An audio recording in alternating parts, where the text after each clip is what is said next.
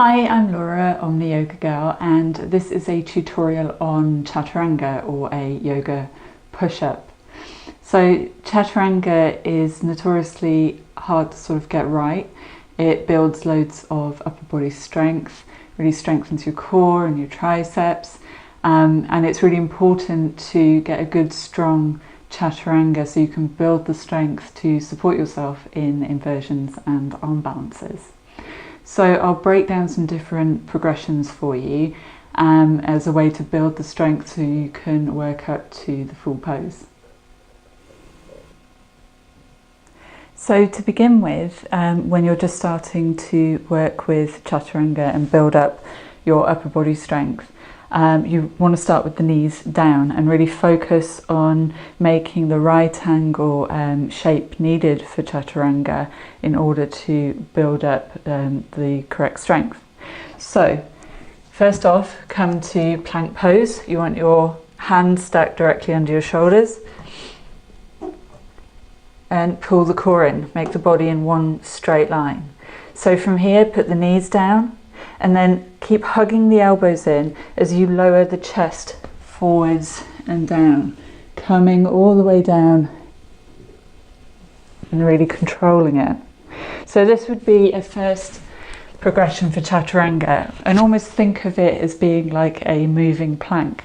So you don't want to be bending your torso at all, you want to be using that core strength to keep the body in one straight line.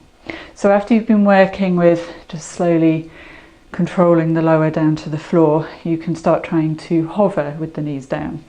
So again, coming from plank, this time we'll put the knees down again, and as you come down, just check in, take a look at your arms, make sure you're making that right angle shape. So come forward, pull the core in and hover just above the mat. So see if you can hover there for a few moments before coming all the way down. So after working with that for a bit, when you can comfortably hover and hold the correct position and the correct alignment, then you want to start working with taking your knees up off of the mat to do the full pose. So for the full expression of Chaturanga, starting from plank again, look forward, keep the shoulders broad, elbows hugging in, core pulled in, and come down and forwards. So try and keep the shoulders facing forwards and that right angle shape. You also want to keep the kneecaps pulled up. So think of it as the whole underside of your body is really strongly engaged to support the pose. The back muscles of your body are kind of adjusting to give you the correct alignment. Also try not to come too far forwards onto your tiptoes, kind of push back through your feet and really, as I say, keep everything really strong. So there's a couple of common mistakes I see in Chaturanga, so try and avoid these.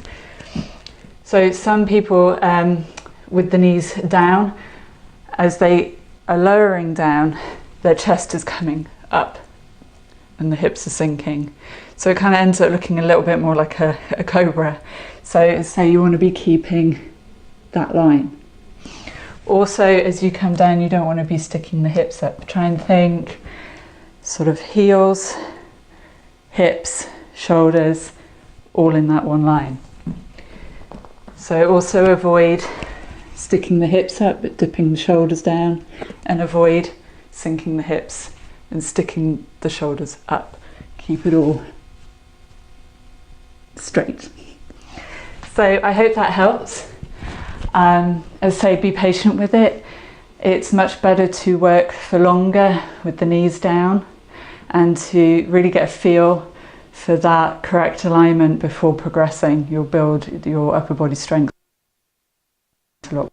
Still have a habit of doing every now and then is, as I come down, looking in at my right angle shape just to make sure I'm doing it and to get that sort of muscle memory. So please let me know if you have any questions. Don't forget to click subscribe and hopefully see you soon. Thank you very much.